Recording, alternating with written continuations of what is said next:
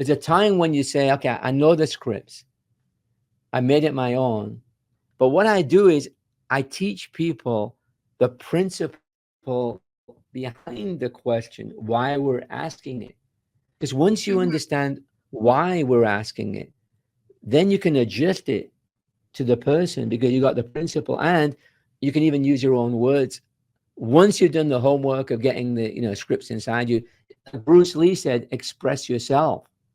But you want to have the material in your brain that you've already done the hard work of Mhm. memorizing and understanding dialogues and script. Hi, I'm Noel with today's Brew, where top producing real estate agents share their tips and tricks on taking more listings, making more money, and having fun doing it.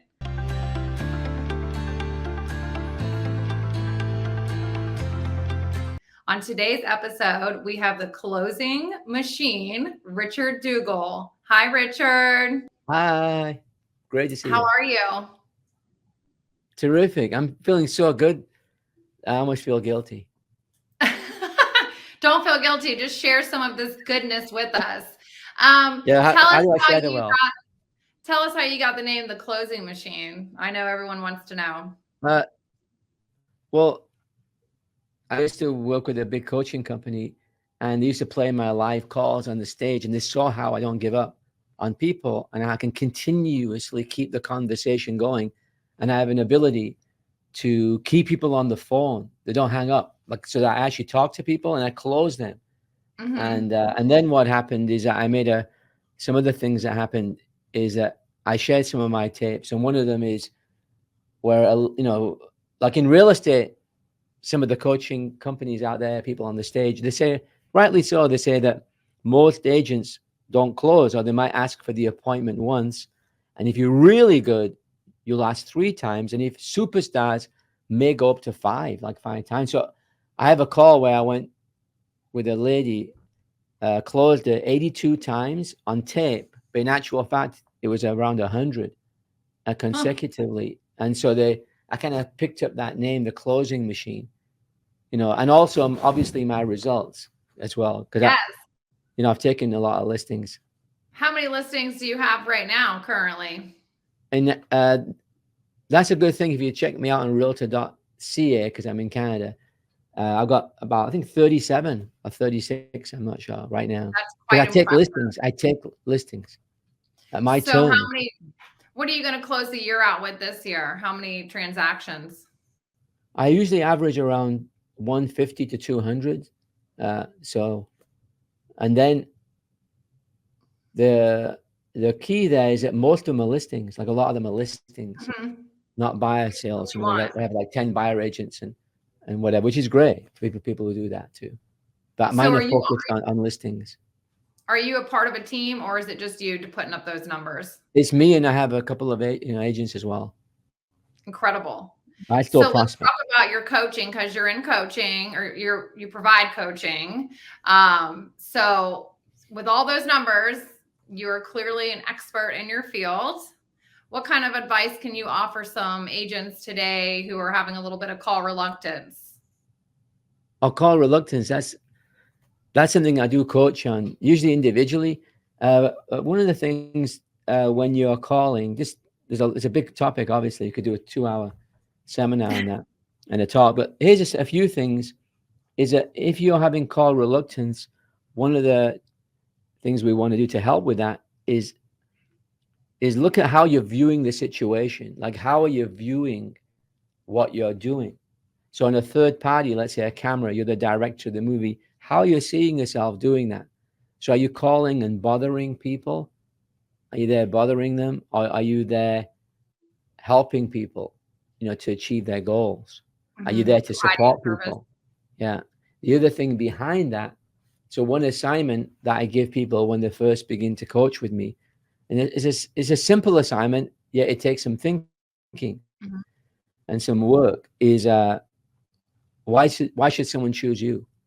Why should somebody choose to you? You need an answer for that. So what I tell them is write out 10 reasons why someone should choose you. So write out 10 reasons why somebody should work with you, right? As a listing agent, for example. Mhm. And people can't do it. Like it's surprising. And I need help. So I go, first of all, are you full time? And they go, yeah, I am. I go, okay, 9 to go. Because at least in our real estate board here, there's an internal survey. And I think it was something like 72% or 74% are part time, self proclaimed. Because it said, Mm-hmm. do you work less than 30 hours a week? It's an internal survey. And, so right there, you're full time. So now we got 9 to go, right? And then obviously you want some unique things that you do, unique mechanisms, we call it in Mm-hmm. copywriting world. But some things could be very simple. So what we do is now we have that belief in ourselves. Like, by golly, I do call my clients every week. I do care about Patient. them, and I do answer calls when agents call with offers. And wait a minute, there's big teams with big billboards, and when I call to get an offer on their listing, I can't even get hold of anybody. Maybe I am good when it comes to serving clients. So I get you to believe the confidence in yourself, and even to a point where when you're calling people, they're making a mistake if they don't list with you, or they're in the general population, so there's danger they may get the wrong agent who doesn't care about people, doesn't work, and you work. So the key is to build that belief in yourself. So I hope that's helpful to some degree. Oh, it's definitely helpful. So, speaking a little bit on believing in yourself, let's carry that right on over to healthy mindset. And what kind of mindset does a prospector need? One of them is you want to reclaim your birthright, which is you're a hunter. You're a hunter for business. Like you're expressive. So you're somebody who can go out and talk to people. You're somebody who can be persistent. And if you look at somebody who won't give up for what they want, and all you have to do as examples is look at children. So if anyone's got a child or a nephew, do they give up? When you're driving by McDonald's and they go, Dad, McDonald's, and you think they're going to let you just pass by, and you say, no, not today. And they go, okay. Are they going to cajole you? And if you notice, see, we were born with that ability to persuade, to never give up. Mm-hmm. That's our birthright. If the universal force gave us that, that means that we're supposed to have it. Like, that is a power.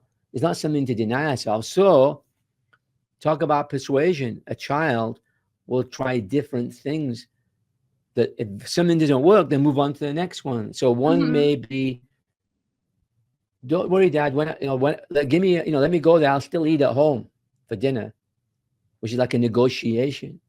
That doesn't work. Then they may say guilt and say, well, Dad, Tommy's dad takes him there every Friday. We never go out to eat. We never get out, which is guilt. That doesn't work. We need to reclaim that. Now, the good news is they can never take that from you, because it's God given us in your birthright. So we need to reclaim that kind of sense of humor, the playfulness, the enjoyment of just doing whatever, like in that kind of fun, expressiveness, and not giving up. We need to reclaim the hunter, because when we were cavemen, women, or whatever, we had to go out and get food. We had to go out and get it. And so there's a lot of social media messages, to say that, you shouldn't be calling anybody. People will call you, which is fine. Let them call you.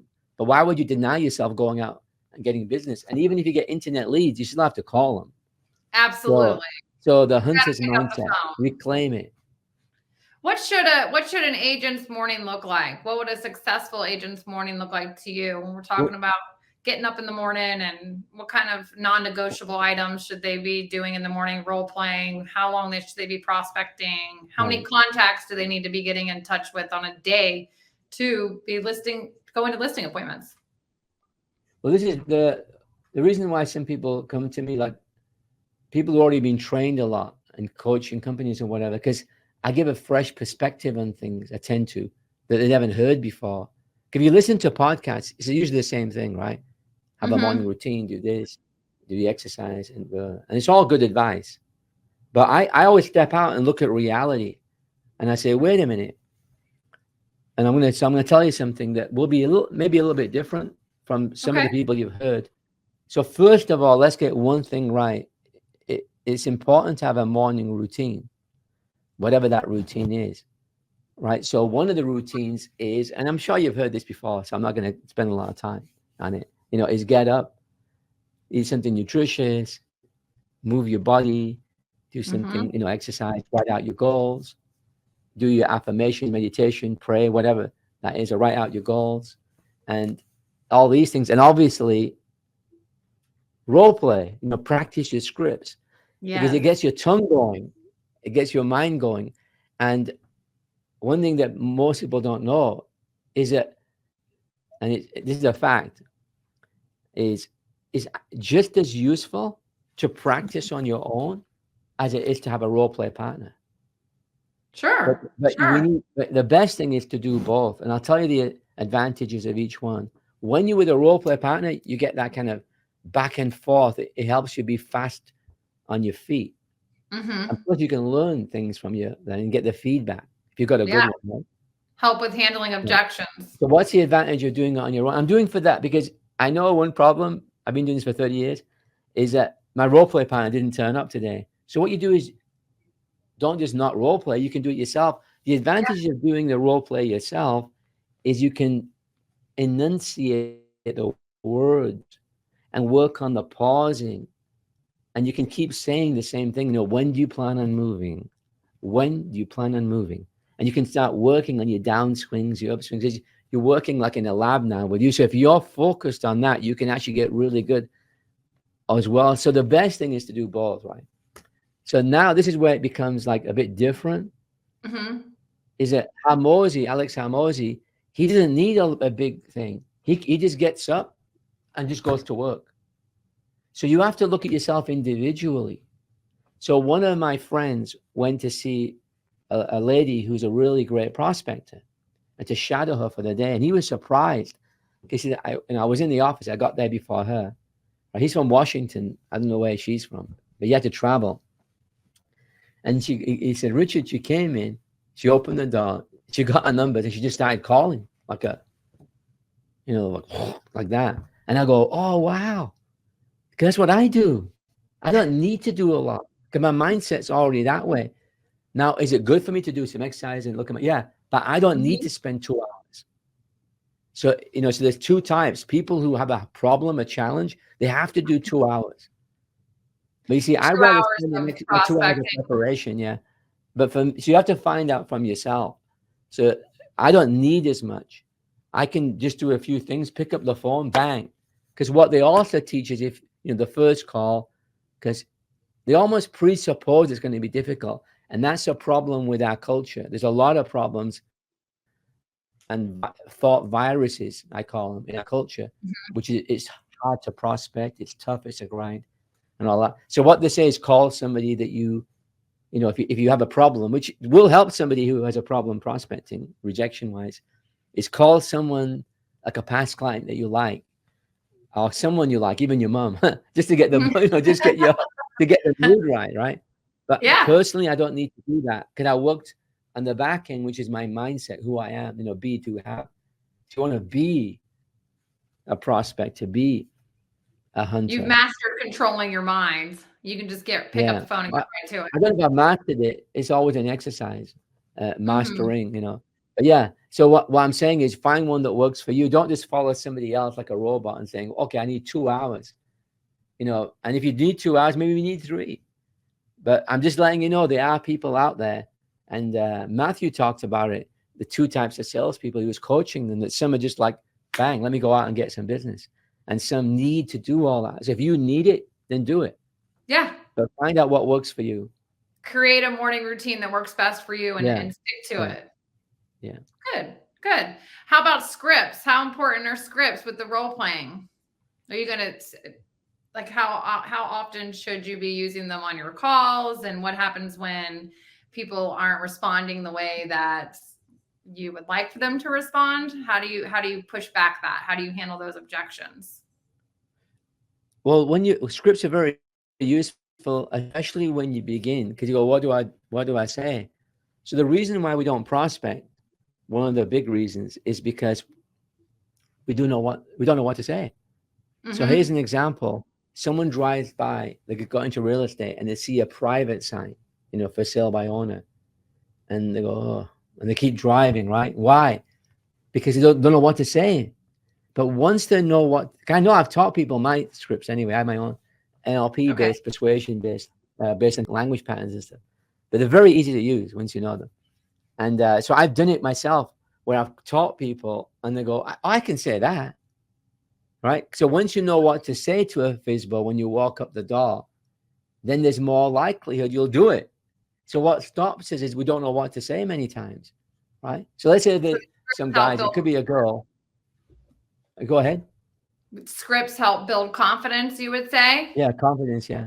Confidence to do the action, but also they help structure the language so it's clear. For example, rather than say, would you like to sell the house, knocking on the door, which is a yes or no answer, you say, when do you plan on moving? With an intro before. Because when you say, when do you plan on moving, they cannot say yes or no. Now they have to have a conversation. So it helps you because somebody's wrote a script. Now you're going to make sure you get the right scripts, because what happens is you get one person that develops these really strong, powerful scripts. And then you get another coach who says, I want to be a coach. And I've noticed they soften it. They always make it weaker because it's easier to say, oh, I don't want to say, when do you plan on moving? So they'll change it. And then by the time you get it, you get all these watered down scripts. So you got to be careful which scripts you use and who you follow to learn from. You got to find somebody who's actually doing it and getting listings. Obviously, it's like like you got to find out, because it's like a chef asking the customer how to cook a steak. You know what I mean? So you're going to find somebody who's actually doing it. Yeah. No, you're right. You've got lots of great advice. And we're so lucky to have you on here. Yeah. Tell us how I want to finish off, if I don't mind. Sorry, Noel, because it's not a complete thought without me saying this. Is that there's a time when you say, okay, I know the scripts. I made it my own. But what we do is, I just had a call with a couple of agents from Los Angeles, and we were going through different scenarios. But what I do is I teach people the principle behind the question, why we're asking it. Because once you understand why we're asking it, then you can adjust it to the person, because you got the principle, and you can even use your own words. Once you've done the homework of getting the scripts inside you, Bruce Lee said, express yourself. Express yourself. But you want to have the material in your brain that you've already done the hard work of memorizing and understanding dialogues and scripts. Mary, all you interviewing agents, or the house didn't sell. Are you aware of the difference between passive and active marketing? So now I've got a whole dialogue there, right? And then blah, blah, blah. But if I didn't have those templates in my mind, I wouldn't know what to say maybe.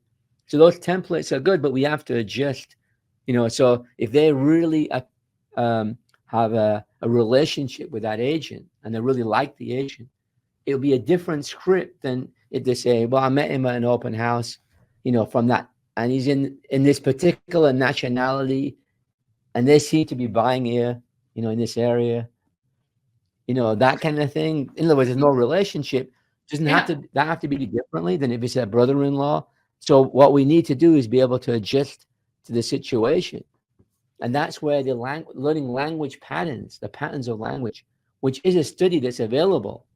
Then I want to make you this. That's why I tell my clients, I want you to be the script writer. I want you to be able to write the scripts, because you know the principles behind that question. Yeah. No, I like the method. I do. So that it is, like you said, it's the scripts are the template, and then you can I have one client right now. She just sent me a text this morning. Okay, I gave her one to use with her past clients, and she's getting business like you won't believe. Like, she's getting referrals and this and that, because she's using this script, which is really an amazing. Share it with us? Yeah, I will, because I want to give value. So here it is, and you call them and you go, hi Mary, and you go, Mary, what we find in the market now is changing interest rates. The market's so different. I'm getting a lot of people asking me, what do I do in real estate? Like, I need some guidance, so who do you know, like a home, family wise or at work, that could use some advice, maybe get them on a call with me. I can help out. And then what people are saying is, and one person said directly, actually said, I need advice. Me, you know what I mean? So you see Oh. what I mean? So you use it indirectly, and the word is permission, which is one of my favorite words for persuasion. That in my coaching, 'cause I coach really distinct different things based on persuasion.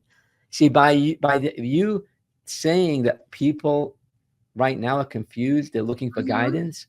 It gives them permission to say, "Oh, okay, I'm not an idiot." Then, if I've said to you, "I need guidance," it gives them permission. It's indirect, rather than saying, "What questions do you Yeah, have about you're real getting estate?" Like, oh, comfortable.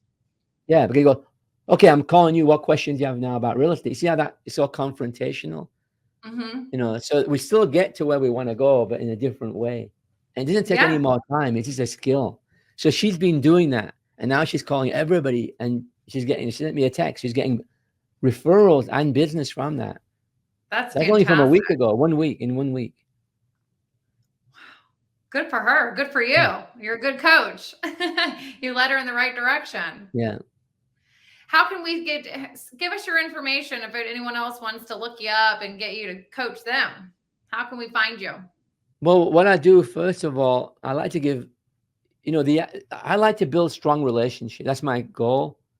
So, even my office, I'm going to be doing in my locally a business plan clinic, just a quick one, an hour or two. And so Mhm. I just put a post up so people might come. And I know some people might be scared because, oh, it's a closing machine. When I get into his office, you know what I mean? I won't get out alive without signing something. So the idea there is that it's a long-term relationship, right? Now Yeah. that I've built that relationship, because I'm not going to ask them for any business. They don't know that because it's a relationship. If they want something, they'll ask me. The invitation will be there just implicitly. So what happens is that now they're going to go talk about me. I learned this. I did my business. So in the same spirit of that is if they go to richardduggal.com, which is right there, they can book a 15-minute call and make sure that they get value. Even if they say, "What's your coaching? How much?" And I go, "Give me your toughest objection." Because, I was involved with Mike Ferry as a coach and did some speaking a little bit there too. And, but I actually helped. What happened is I actually have an email from them saying, great company, by the way, and saying from their salespeople on my computer, it says, "Thanks for teaching us how to use the scripts conversationally." And they're Hmm. the ones calling out, getting business. Yeah. And so what happens on that call, you will go away with something solid you can use. So get on a Love it. call for 15 Yes. minutes. We'll get right down to business, and I'll give you something you can go use. You know what I mean? Do you see how it's a benefit to me? It's a win-win situation because Absolutely. they're going to And you, go out, they're going to use it, and they're going to go, "Man, this works." So yep. it's And then no you have pressure that policy. relationship for Yeah, years. yeah, yeah. So don't be scared. Get in that call, click that button, and let's get on a call. I also am a voice coach too, a certified voice coach, with the same person that coaches Oprah, by the way, and Tony Oh, Robbins. Yeah, wow. in fact, Tony Robbins in the Netflix that I'm Not a Guru, he was practicing. If anyone saw it with that coach saying the same thing, so I sat in the same chair and I was certified. So I work on the voice as well. I've helped a lot of people. I had one person from California, and he had a lot of authority in his voice, a lot of authority. And Hmm. but people would hang up on him sometimes. They wouldn't I wouldn't was going to talk to say, would him. you think that's a benefit or no? I don't think so, Well, right? I'll tell you the answer. I'm glad you asked that because it's a perfect segue to the answer. So what I did is I said to, I love your authority. It's a good voice, and I said, what I want to do is make it more warmer. And Hmm. like some other people may have advised him to become softer, but what I said to him, no, we don't want to give away that authority, that command, because it's a big advantage. So what I did with him is I created a rhythm in his voice. We created a rhythm in the way he speaks, so that what happens when you speak with the rhythm, it just feels warmer for the people on the other Hmm. side. And next thing you know, it's he changed in 2 weeks, and people are talking to him. He's longer on the phone, and he's actually enjoying prospecting more. And that's why it's a bit different from other coaching, because some coaching companies, and there's some good ones out there, they say that there's 21 things they're going to teach. They're going to teach you how to hire an assistant, how to manage your money, how to do this, how to do that, how to track your numbers. I focus on a specialist, which is changing your language, the way you speak, your mindset, which is skills training. That's Mm-hmm. all I do. That's all I want to do. That's why I enjoy, is making people more skillful. So one person came to me, did, I think it was four or five, I think it was actually 4 listings in a year, and got 100% club at this big company. So he made good money. That means he made over 100. But he came to me, he said, I want to go to the next level. And the second year he took 31 listings at full commission. And the other one, he was actually cutting commission to get the other ones. With me, he got full commission, I think, on at least, I would say 28 of those. Like, and a couple he gave a little break, whatever. But what a change in 1 year. Absolutely. 4 to 5 Yeah. to 31-ish. And he Yeah, had no, one that's objection, incredible. talking about objections. So he went to a property in a town called Georgetown. And so he called the guy, and the guy said, you can come over, but you'll never list my property over my dead body, because I have a window fixing company. You know, when you fix windshields and cars? That's his business. He goes, I know every realtor in town. Like, they come to me, and they even give me referrals in this small town. And if I go with you, they're going to kill me. Yep. You can come if you want. There's an expensive property, by the way. He came to me, and I was actually having lunch. He said, what do I do? So I gave him the script. He went over there, and the guy was signing it. I wasn't there. The homeowner was signing it. And as he was signing, he goes, I don't know why I'm signing this thing. But I am. And he signed it. So I gave him a killer script. I gave him a killer script. It changed the whole frame. If anybody wants that, get on a call, and I'll give you the exact script. Story to have. That's a really cool story to have. Yeah, and it sold the next weekend, by the way. Yeah. Woohoo! Well, Richard, thank you for coming on. Really appreciate you today. Yeah, and everyone's I know you're doing great things as well with your company. Yeah, I want to compliment you and your company. I know you're doing great. I've heard and I've seen that you're doing great things helping agents. So keep doing that work. And I was excited to come on the call. Thank you. you. With you. We're excited to have you. We know that you're a big man up in Toronto. Yeah. And if anybody wants a copy of that call, by the way, I'm sorry. Come on that call. I'll give him a copy of that call where I close the lady. It's a world record, 82 times in a row consecutively. I need to hear it. You can hear both sides of the conversation. And then I'll see you in the Guinness World Book. Yeah. It's under review right now. Thanks so much, Richard. Thank you.